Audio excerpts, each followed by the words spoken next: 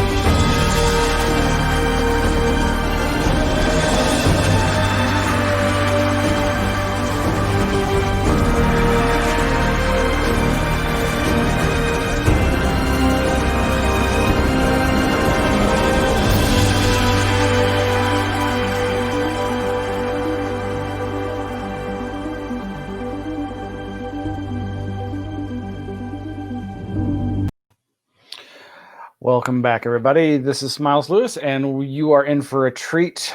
Coming up next is Stephanie Quick, a synchronicity experimenter, red magic practitioner, near-death experiencer, and esoteric seeker and thinker. And she's also my friend, and I'm so glad to have met her. Let's bring on Stephanie. Hey, how you doing? Hi, I'm okay. How are you? Oh, pretty good. It's been a long day, and but man, it's just gearing up even more. How you? It's a lot of fun. I was enjoying, I've been listening to some of the presentations today so far, and I was really enjoying Susan Demeter's when she was talking about how they were investigating that one place, the Spooklights place, and they had all the problems with the electronics, but then also her flashlight just fell apart because, of course, I'm going to be concentrating on the after effects of these near-death experiences and other mystical experiences. And lots of times people have the problem with electronics or even like watches. I have a big problem with, there was only one watch really I was able to wear long term at all. I stopped a of them, but mostly they would literally, like that flashlight, just fall apart. My clothes do the same thing too. So it's kind of fun to see the overlap of these various phenomena. So it's pretty fun. Well, let's see if we can if we have any luck with your slides, and we'll let you get started. Okay, let's try this. I'll do this. I'll show everyone if this works. People will be able to see my actual qualifications for talking about any of this. Okay, why are you doing this? I don't know why this is doing this. We weren't able to explore this before, or attempt this before. Right. So if I can do this, I'm going here. I had to open up the thing. Okay. I don't. It's showing me tips. That's nice. Okay, let's see if it'll share the screen. I'll share. Photos. Okay. Did that work? I think so. There you go. The Twitter user Lucio Linné was very sweet and conferred these honorary doctorates of Kukonomy on me and also AP Strange. And since my only official kind of a learned degree is graduating from high school, which I barely managed because of all my health problems, this is kind of what you're in for, which could be a little, there's a lot, as I was wanting to say, there's a lot of people who are more learned than I, who have more authority than I, who are acknowledged spiritual seekers. For example, I have a little bit of knowledge of Tibetan Buddhism, but I'm nowhere near as learned as, say, Steven Seagal, for example. Which, for me, I always feel embarrassed and worried about it and all these type of things. However, for people who are listening, because today I want to speak, Daniel's presentation was wonderful, and I love that really brainy, systematic approach to the para-weird and these strange, mystical, odd experiences. However, at the same time, we're human beings. So we're living in this physical reality, but at the same time, we're having this heart and soul level experience. And so I want to try and approach that. My friend Wham, who also presented on the Streamathon, has helped me a lot. And her question always is, what about love? So I want to talk about something that's very personal for me about how we can help people who have been through these strange experiences. And so I may not have that authority. What I hope, since I'm going to be speaking more as like a spiritual friend in terms of someone who's a fellow seeker, that my lack of authority can work in the listener's favor, because hopefully you'll focus more on what I have to say as opposed to who's saying it, and whether or not it actually is something that would be useful to you in your own personal experience, in your own lives. Because I love all these ideas, but there's always the problem between going from an idea and bringing it into manifest reality, and how does that idea work out or express with what is going on. I'm going to put that down here for now. Now I'm not sharing anything. Can I do it? Let's stop the screen. Okay. So as Smiles was saying, I want to be talking today about my NDE and what it was like for me afterwards, trying to integrate what I'd experienced into my daily life to just kind of cope with what had happened to me, and talk a little bit about what I learned that was helpful.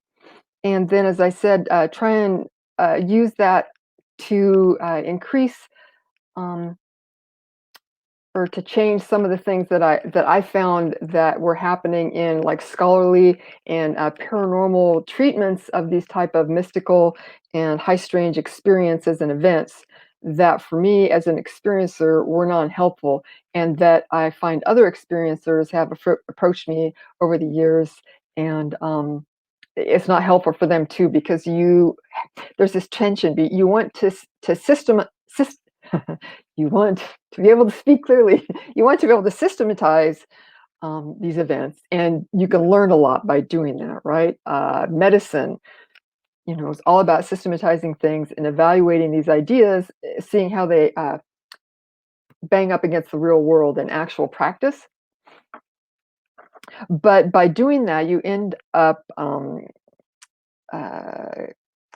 dividing things up and narrowing your focus.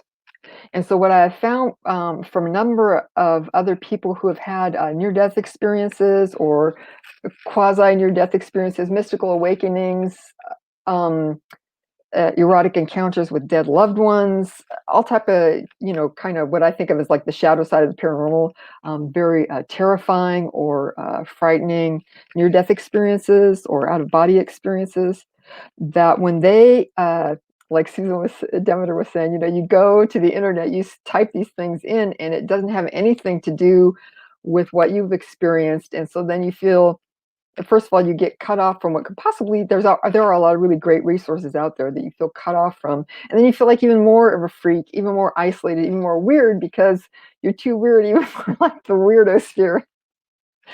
So I think what I'd like to do is to start out by taking you through my own near-death experience a little bit. I haven't told this experience very much at all. And it's a strange thing because it happened in a particular time and place, and I was fortunate in that, as far as approaching it, from the research that's been done out there, because I was actually very near death. The doctor was completely freaked out. I woke up, I'd been having convulsions for 20 minutes. I woke up strapped down to a table, and I heard them calling off these blood pressure readings. I was thinking, Jesus Christ, someone had a fucking heart attack. But it was me. I didn't realize it wasn't someone else. So I had that, which was helpful, that I was indeed very near death. It was indeed a medical emergency.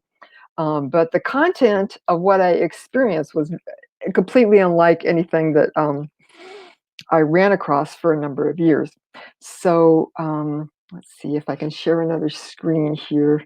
I don't know if this is going to be too distracting to do this. Let me try. This is a picture, I'll keep talking while I'm doing this, hopefully, that my brother took. He is an amateur photographer, but he's been at it quite a while. And so he takes beautiful nature photos. And this is a picture coming up of Comet Neowise that he took from his porch. And what I like about this picture is it reflects kind of what the visual that I had in my NDE was pretty boring. It was kind of like an attenuated vision of the night sky that you would have trouble kind of seeing. And I like this. It's kind of hard to see what's going on, but there is this one a very obvious object or entity there in the sky. And I comment also. I just love comets. They're my favorite celestial object ever. And I was able to watch Comet Neowise every night for a good couple of weeks, and I loved it. And so it's nice to have this picture as a remembrance. So when I was 15, I became seriously ill with what is probably an autoimmune disease that was attacking something about my lungs. And I say that because the doctor who helped me during my near-death experience, and also for many years before and after, figured that's what was going on. He was a pulmonologist. He was nationally prominent for his work in testifying about the effects of asbestos on the human lung. And so I figure he may know what the heck he was talking about more than I. But as of yet, there's still no identification of whatever maybe have been going on with me. So I missed just about all of my junior year of high school, and I was very sick, and then I was on really intense medicines that the side effects were terrible, and then I was able to go back for my senior year of high school and graduate. I went to college down at UC Santa Cruz. I was studying anthropology, and I ended up, having a lot of problems because my immune system stank, and so I would catch everything, and it was very difficult for me to complete courses and everything because I kept getting sinus infections or other problems. Anyway, so when I was 21, I ended up becoming very seriously ill again, to the point that I don't remember a lot of the couple weeks before my mom and sister took me to the hospital and kind of just like, do something. And I had, again, this terrible problems breathing. They put me on intravenous prednisone, which is an exciting experience. I don't know if you've ever taken just oral prednisone, but it can have very profound effects on your psyche and emotions. But it wasn't really budging it. So the doctor that I was with decided to do a procedure where they'd put a bronchoscope, which is it's like a scope with a little laser thing and like a camera, and they could put medicines down it and take biopsies. So they put it up your nose and down into your lungs. And then the idea is that they just put a bunch of lidocaine on there, like when they numb you up at the dentist. And it helps the bronchi kind of calm down, because they were just like continually spasming, and nothing was working. So this is kind of like the Hail Mary pass that works on some people. It's kind of an odd treatment. And he was concerned because I'd had my thyroid removed and my parathyroids went out, which meant I didn't have a calcium metabolism. And lidocaine sucks up all your calcium. So he'd done a lot of research. He figured he had some intravenous bag full of calcium there in case things went pear-shaped, and decided to go forward with this procedure. So it was a strange thing, because you're sitting on the edge of a gurney in the beautiful, I don't want to say, gown and everything. And the doctor, they don't make these things super long. I'd had a bronchoscopy before with the same doctor. So they don't make these things super long. So this person is like right there in your face, and you have this thing that goes up and down into your lungs. It was painful. And I could see this bright red light that is laser light shining through it's like your heart chakra. They'll tell you to visualize it, although I had no idea of anything like that at that point. Because this was like in 1983. And so he starts pouring this lidocaine, it's a liquid, down this thing, and you hear it going down. And then every time it would hit my lungs, I would try and breathe it in, and you're concentrating on trying to take this healing in, because of course, I was only 21. I wanted to get better, instead of like kind of fading out at that age. But then as well, the doctor, you're both concentrating with this doctor, and you're just like face to face. And so I started to have a very altered state of consciousness. I think it was a combination of the breathing, the effects of the medicine starting to mess up my nervous system, and then also that you're having this very intense, very purposefully healing mission with this other person who's like right there with you, and you're gazing at each other, which is, like a typical ritual thing you would do if you had two people doing a ritual together. That's right. You synchronize your breathing, you synchronize your purpose, you gaze into each other's eyes to help dissolve the barriers between you, so you're losing your sense of self. And then all of a sudden, I started having this near-death experience, which I'll try to convey to you. It's very difficult because it's still with me. I can still be there. It's like always happening. And I made contact with these entities, and it's like they're always there. I'm still always in contact with them, but it's very different from consensus reality. And, it's completely, it's like cutting through the mundane that we all experience, as we must, as physical creatures. So I found myself out of the body, but it wasn't like a nice thing where you're floating up near the top of the ceiling looking down. I was completely out in what you would think of as like the Tibetan bardo, or the typical Buddhist void. I was just a point of pure consciousness, which was disorienting enough, because you don't realize, like, if you want to calm yourself down, in the body, right? You get into the body, right? You breathe deeply, you orient yourself. Okay, feel your hiney on the seat, look around at the texture of the walls, see if you can smell something. What are you hearing, right? All of that completely gone. Up and down, gravity, no more. I was a single point of consciousness. Even things like being a DNA-based being. You don't realize how much this is part of your experience here, that you take it for granted until suddenly, bam, it is away. And I was in this space that was just huge. I mean, like, if you get vertigo from how big this, I mean, it was just infinite, which is a different thing to say and to think about until you're really in there. And so there was just this incredible, everything was space. At the same time, it was incredibly crowded to the point you have claustrophobia, and it's just like bearing in on you somehow, even though you don't take up any space. And everything is filled with this consciousness. Everything everywhere is just like this constantly renewing fount of consciousness, wanting to express and just pouring out of every possible space and the impossible spaces between them. And it was very, very, very loud. I mean, this is one thing that it gets me sometimes when I hear a lot of people that are researchers talking about, they're commenting on what a person is saying that they've experienced. And I'll say, well, I thought, that it was a green light. It's like, well, it could have been because of the way that the this or blah. And it's like, sometimes it's just like with this, it's like the Bardo. It's like they say it's really loud because you go there and guess what? It's really loud. It's like sometimes you say, hey, if you travel down this highway, you take a left at that mailbox, you travel down the dirt road and everything, there's going to be a pond there. Why would someone say that? Well, because if you go there, there's a pond there, right? Sometimes people are just saying, I mean, I understand how people want to tamp down the strangeness and they want to find an explanation for things. Sometimes the explanation is that's how it is. Anyway, I was really freaked out. It was completely terrifying, completely overwhelming to just be in this thing.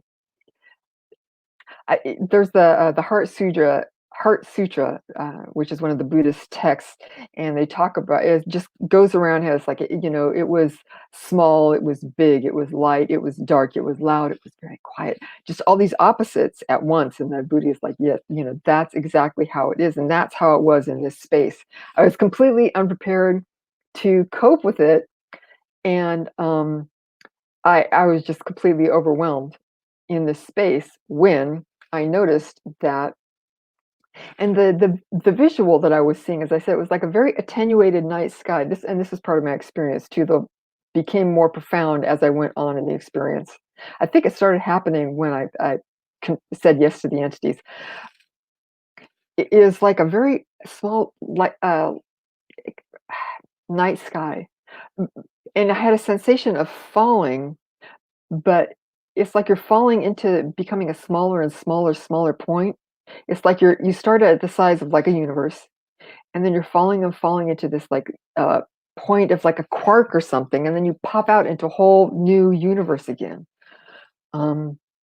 And again, this sensation of motion, falling, going through a tunnel. Some people will just have a Lobo of a project archivist and a Tom Badhammer. They both have talked about their near-death experiences on the Project Archivist podcast. You'll just be like kind of walking or moving through a landscape, but the sense of motion is a classic to the near-death experience.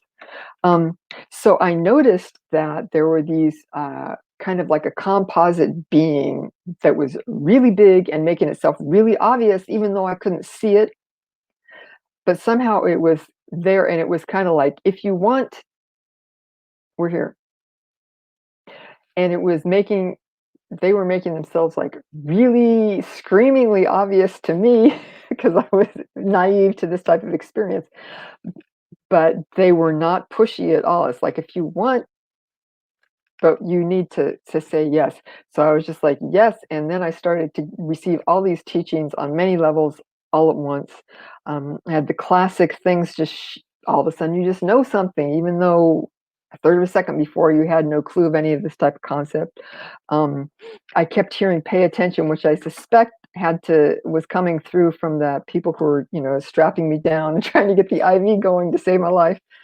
But it ended up, the pay attention ended up being embedded with mindfulness teaching, mindfulness practice, which these beings recommended to me.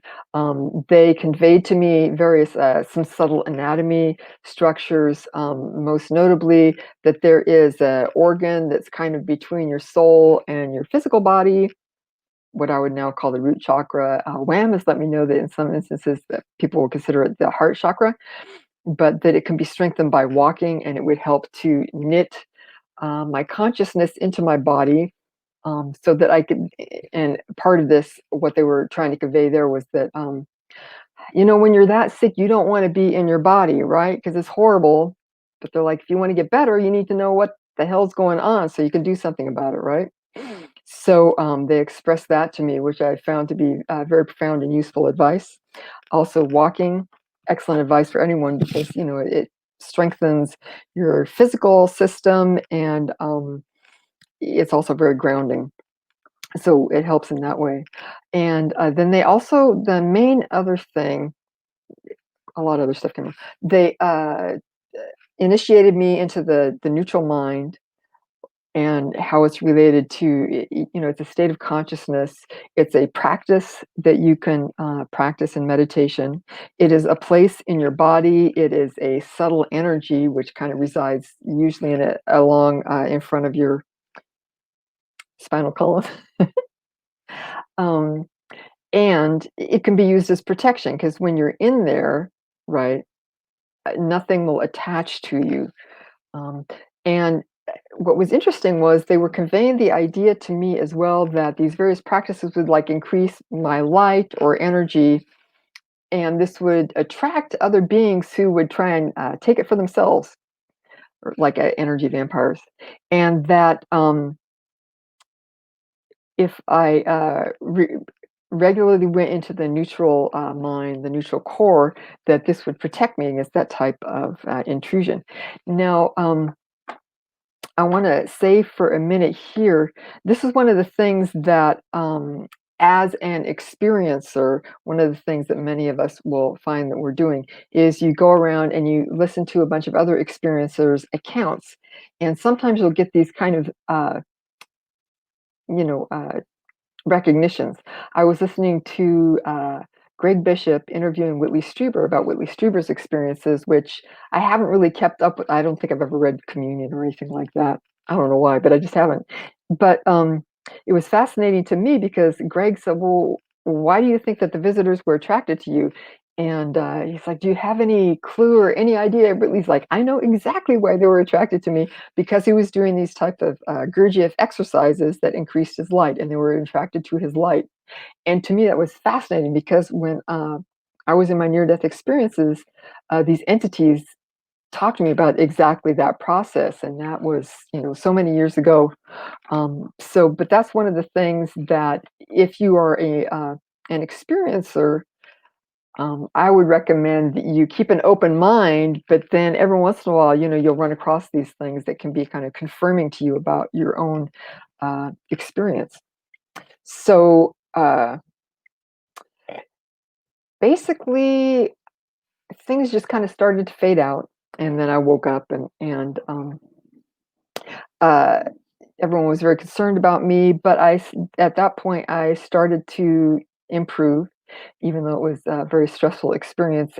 As I said, I was in convulsions for 20 minutes, and it was kind of touch and go there for a while. Even decades later, I would bring it up to my doctor, and sometimes I remember one time I was like, "I was really sick. Maybe we should do that again." And I had to hold the phone away because he was just screaming. He's like, "No, no, no!"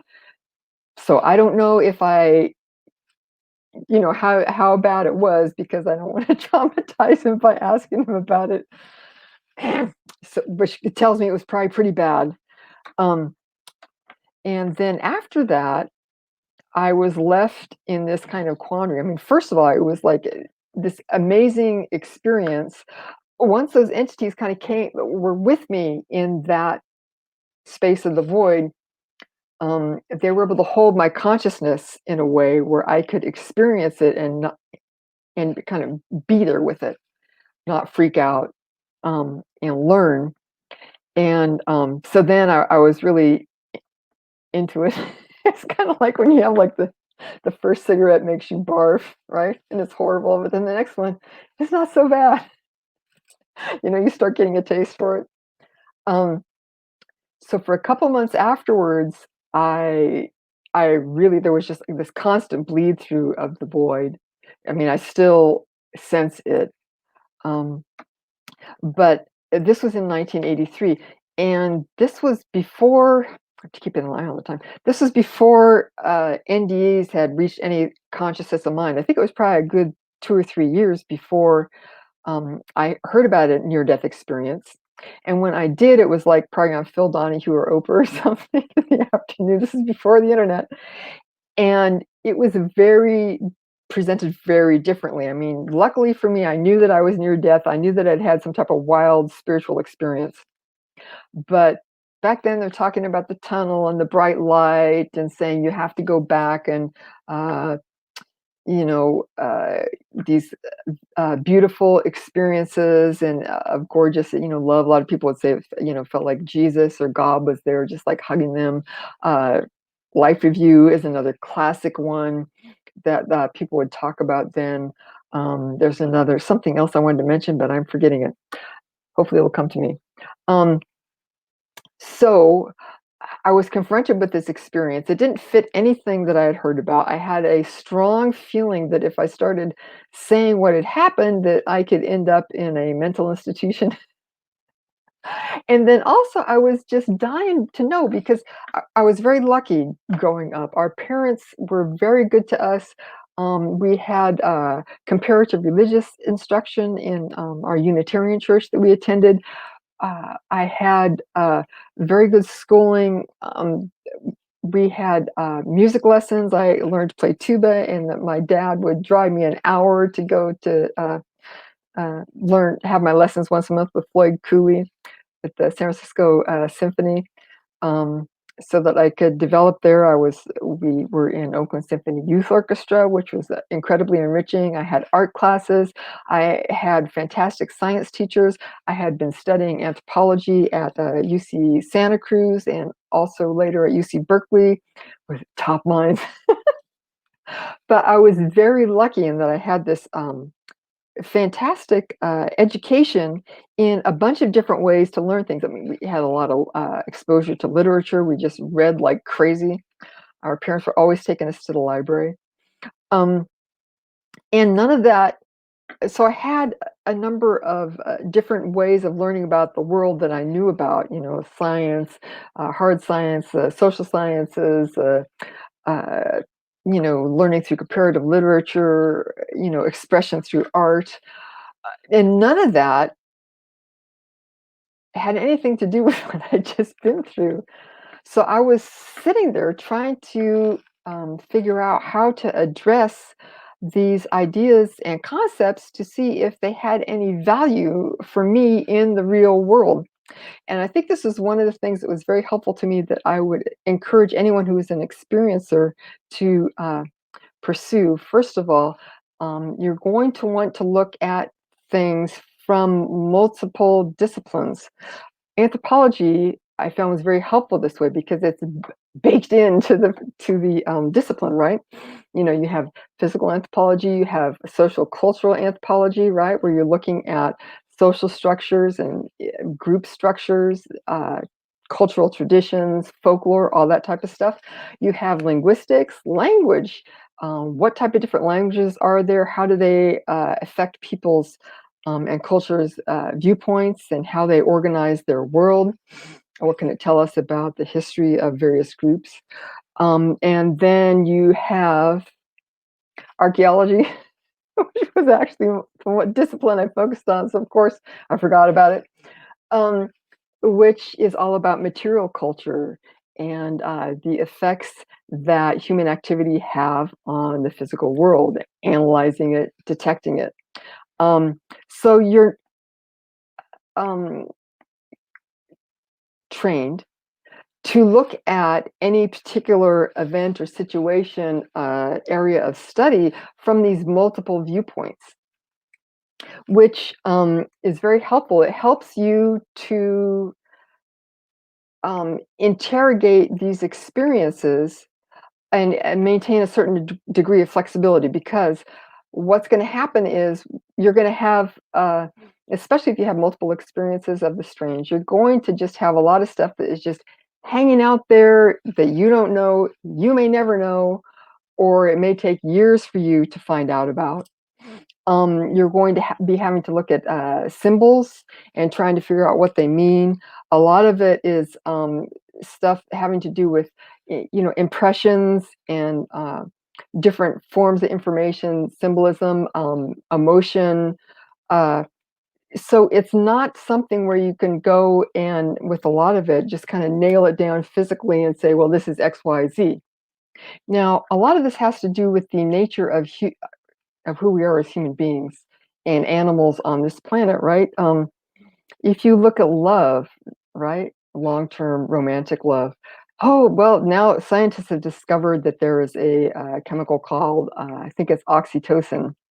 I don't think it's Oxycontin. That's an opiate, it's something different. But oxytocin, I think, which is, and they call it like the bonding chemical, right? So if you are having a bonded experience with another human being, that this chemical tends to be present, right?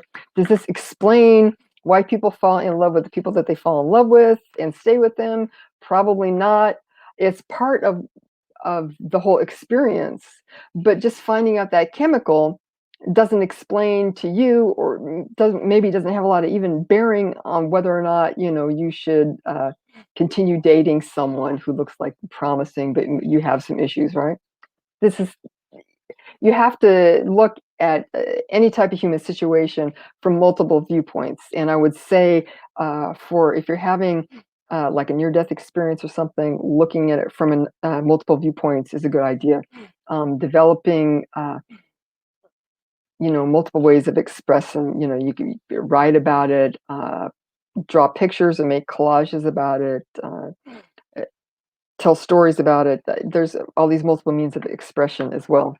And I completely lost my train of thought. I made some notes. We'll see if if past me can help present me figuring out what the heck I was going to say. So I was started with, just personally, as a way of how this might work. They'd given me, I was very fortunate, these entities had given me some practices. And so I started performing them. And, so I walk every day and I try and do the mindfulness meditation. And then, because actually this was a hangover for me from medical charting, what I would suggest that you do when you're starting a practice is you can check in with yourself or make a note about just how you're doing, how you're feeling on areas that you think might be affected by this practice, right? Write it down, and then after you've been doing the practice for a couple months or so, see how have you noticed a change? Are things better? Are they worse? For me, I was very fortunate. They gave me a practice of just walking, and it's very helpful, of course, because it builds your strength. If you have any type of physical body, you should. I was thinking medical problems, but even if you don't have medical problems, you should be exercising to keep things going. And I did notice that it helped me to become more aware of my physical condition and to tolerate that awareness, even when it was uncomfortable. So I saw there that was help. I could trust that as a practice. Another thing is that they really impressed upon me, and this is something that happens to, I don't know, the vast bulk of mystical experiences, is that they really impressed upon me the necessity, the idea that, we're all interconnected. We're all connected. We all influence each other. And for me, I was like, how the heck do I test this? Wham helped me in my notes for this. She was saying that that this idea is expressed by a word called the Dharmakaya, which basically means the duty body, D-U-T-Y, body.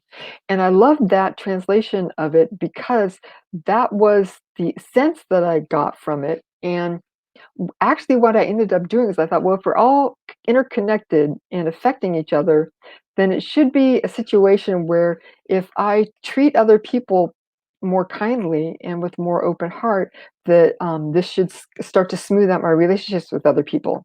Now, why would I go there? Well, I was a real cranky, aggravated kid, and I still can get pretty aggravated. I'm a lot better at it now, but I mean, I could end up like going to the grocery store to pick up a loaf of bread and end up getting in a screaming fight with someone for no reason. Um, so I thought, well, I should just try, just, like random people like cashiers or people who run into the store, just try and, be more open-hearted and treat them in a kindly manner, and see what happens. And I did find that this tended to smooth things out. People would, how do I want to say, give that back to me many times, and then this encourages you in that practice. Also, so I started to trust that as well. Also, yeah, I forget who was talking about ecology earlier. Oh, Miles and David Perkins earlier. And ecology is a great thing to study from the viewpoint of the mystical experience, because it teaches you how we are all related physically, even though we're these separate beings, right? You can separate a tree from the tree next to it, and from the mushrooms that are living in its roots.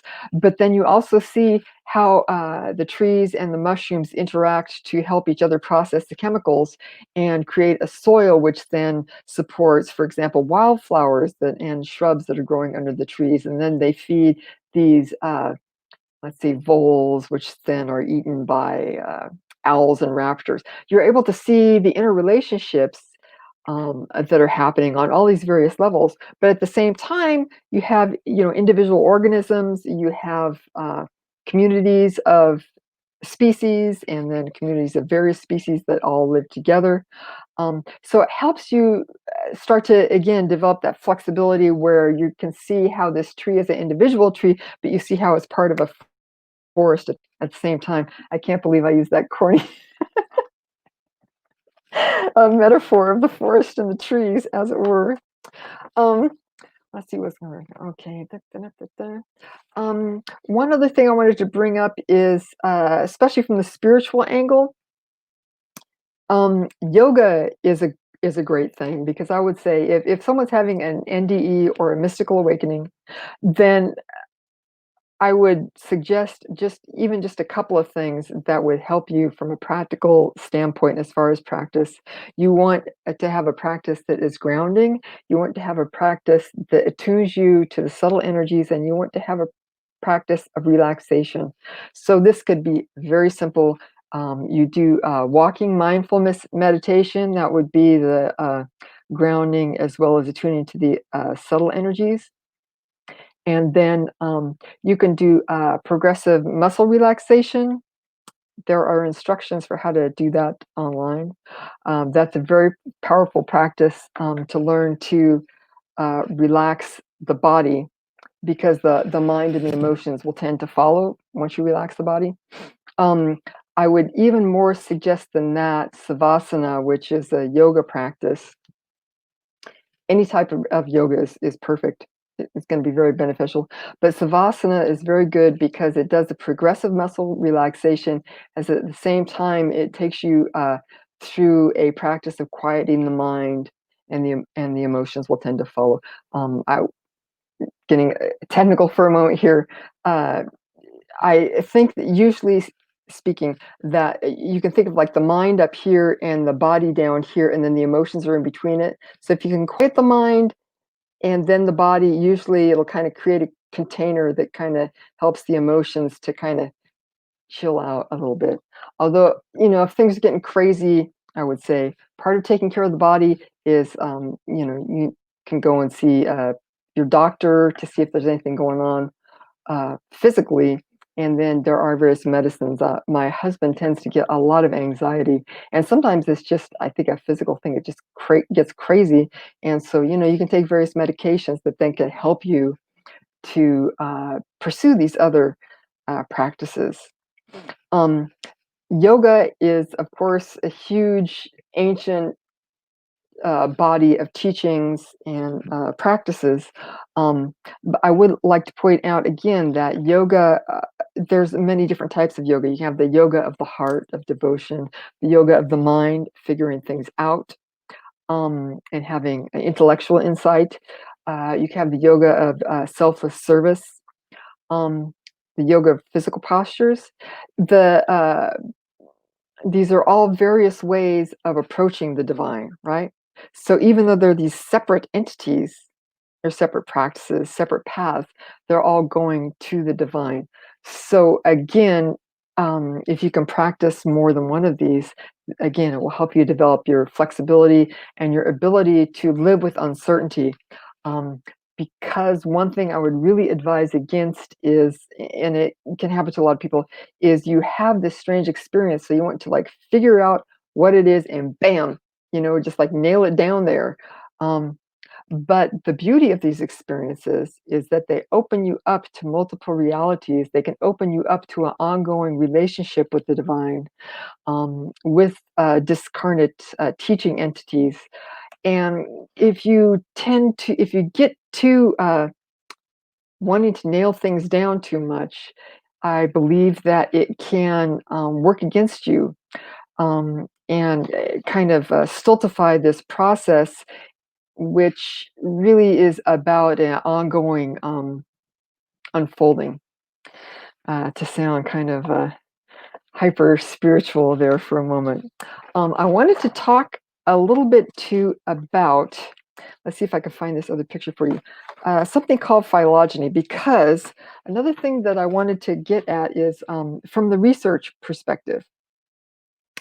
We have a lot of people that like to, like I like to, figure things out and be right and come up with a system, which is actually, great as far as it goes. But the problem with when you start to figure things out and come up with a system is that you can end up shutting people out. And I have talked to a lot of people, as I said in the beginning, who have, they have some big, wild, mystical experience, and then they try and find out about it, but there's kind of like this gatekeeping or hyper, nailing it down to, oh, it's just XYZ, and they feel shut out, and so they're cut off from learning about their experience, and they feel more isolated. So this is a cover of the New Yorker. My mom has subscribed since before I was born, which is a long time. And it is a phylogenetic tree. So what I would like people to think about, from the research side as well as the experiencer side, is how NDEs are part of a larger category of mystical experience, which can pop up in all type of strange encounters. I'm looking at the clock now and seeing. A phylogenetic tree, this is kind of a fun, spoofy one. It comes from evolution. I think Linnaeus was the first one who came up with it, probably. But the idea is that you're tracing evolutionary relationships, right? So, for example, we're vertebrates, everyone listening. If you have a dog or cat in the room or a goldfish in the bowl, they're a vertebrate too, right? We all have a bony or cartilaginous spinal column that has our spinal cord in it, the central nervous system branching out from that, and then a cranium with a brain happening at the end of it, at one end of it. And so we're all vertebrates, but then a fish, which is breathing water through gills and reproduces with egg and sperm outside of the body, except for a few of them, which don't. There's always someone that has to go up in an angle, right? That's very different from a mammal that is breathing air through lungs and reproduces sexually inside the body. They have the gestation inside the body with placenta, and also feeds their young through milk. Then you have, birds and reptiles. So we are all partaking of being vertebrates, but then there's these differences too. So I would say that things like out-of-body experiences, it can happen in ritual magic, intense meditation, a bunch of these different type of experiences are mystical experiences, but then they kind of branch off onto their own things. I was reading the other day, a guy was getting ready to study near-death experiences, and he was very concerned with uh, making sure that people had actually been like clinically dead, or had called the code, something like that. Which is understandable from the angle of, okay, you're trying to narrow your focus of study so that you can learn something about these experiences. But I have a friend, Marty Littlejohn. I don't think I have time to go over his whole experience now, but we had a very profound conversation. He had had a heart attack. I don't believe he ever lost consciousness. He never had any type of vision, but he was dealing with a lot of these profound questions about the nature of reality and spirituality, and why are things in the world the way they are, for years after that experience. I think that his brother had predeceased him, and he was like, why am I here and he's not? So then he was talking to me about this, and I was talking about some of my own experiences, and I was giving him a bunch.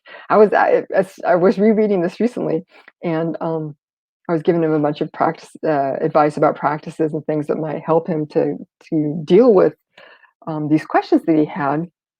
And I hadn't even remembered this, which is strange because I'm a big synchronicity person. But it was the same day that we had been discussing this, or the next day.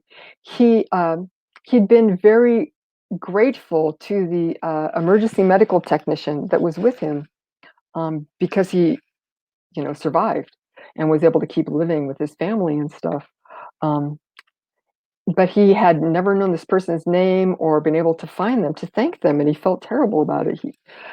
So just after we had been discussing this, that same day, he went like on errands with his wife, I think.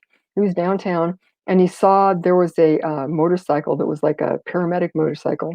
He's in Scotland, and he went over. He was going that way anyway. He went over there, and this guy was standing there who was on the motorcycle, and he said, "Wow, this is wild." He said, "How many of these people have motorcycles like this in this town? Paramedic motorcyclists," which I didn't even know was a thing. And the guy said, "It's just me." And Marty said he just started crying. And he said, "You were the person who helped me when I had this heart attack. And I'm so grateful. And I'm so happy to be here and to be able to talk to you." And they had like this, even when I was reading it again, I started getting teary. Just they had this really powerful, intense connection. And Marty was able to recognize him. Um, but then afterwards, he was telling me, he's like, I can't believe I didn't ask his name. I still don't know his name. That's so unlike me to forget that. Um, and he had this really powerful, profound experience. I mean, I believe he was in a very altered state of consciousness when he met up with this man, and he was able to recognize him even in this altered state and have this beautiful connection. And he had so many of the same kind of after effects, so many of the same questions as a typical near-death experiencer, but this person would have excluded him from that study because he didn't have that altered state of consciousness at the time that he was having the medical emergency. He had it later. Another instance, Claudia Ackley, I have a blog post I wrote about her on my blog. She ended up having some classic near after effects of a near-death experience after she saw Bigfoot. Believe it or not, let me see if I wrote it down here. Where did I put this piece of paper? She ended up, it just completely, one of the things that happens with these mystical experiences is your life focus changes, right? You become obsessed with the experience, and you have this huge quest for knowledge about what's going on and a sense of mission.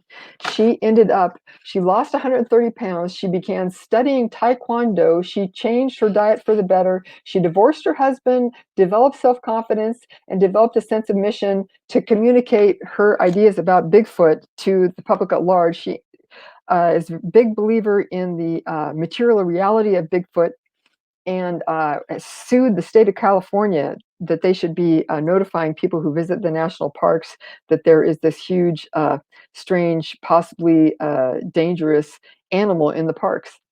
So this would be like, if it happened after a near-death experience, it would be completely classic, but yet it has happened through her encounter with Bigfoot. So what I would say is that she had somehow, through this high strange experience that she had a mystical awakening. So I would, let's see, I'm almost getting towards the end of things here. I would say my advice to researchers would be to consider acknowledging that there's a big tent, right? Let's say, for example, mystical experiences or altered states of consciousness, and then saying, okay, but I'm going to drill down on this one area because I think that we can learn something through this area. But it does not discount that there is this huge, big tent, and that there's a lot of bleed over between these various areas of the big tent, or going back to our phylogeny, like mystical experiences. For example, vertebrates, we all need oxygen one way or the other, right? These mystical experiences have these big similarities in the after effects. It could very well be that the people who experience them could benefit from the same type of practices. And so I would just ask that. It's kind of like, if you're at a circus, like everyone's under the tent, but you're just going to go over in this section of the bleachers, or maybe this part of the concession stand, but it's still a circus under there. So I don't know.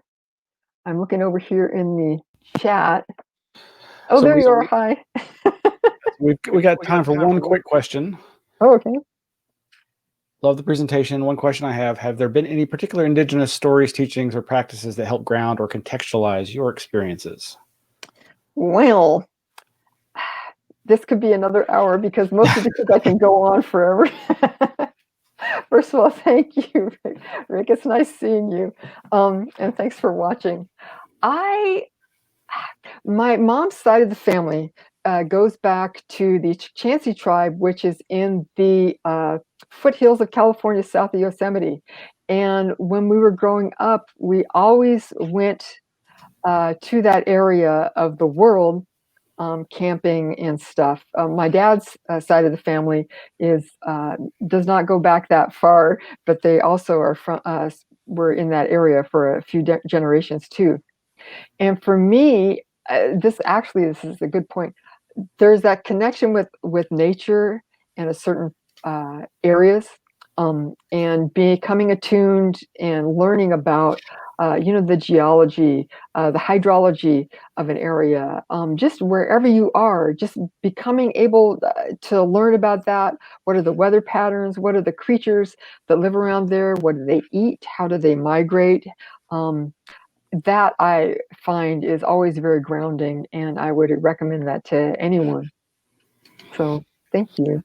Well, thank you, Stephanie. Always a pleasure to talk with you and hear your thoughts on these subjects. And I'm so glad that you reached out to me way back a few years ago through my web radio show, and that you had known of our connection through a forum that we don't really frequent anymore.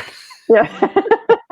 But I look forward to talking to you some more in the future, and really appreciate what you've done for the Anomaly Archives, and really look forward to hearing more from you, because you're out there, you're doing it, and folks can go to her Ghost Dog is a Mystery Box blog, that the links are at the anomalyarchives.org website, and we'll talk again soon. Stephanie, take care. Okay, people, make it rain. This is a fundraiser. Okay, yes, which I will now update folks on the status of that. Thank you, Stephanie. Great, thank you so much, Smiles. Bye. Bye. All right, folks. So just real quick here, we are now last week or so we broke the $10,000 halfway mark towards our goal of $20,000, and we are at $11,000 now. So keep it coming if you can afford to do so. If not, we understand, but we could really use your help. So stay tuned. We've got another presentation coming right up from Nikita Kranda.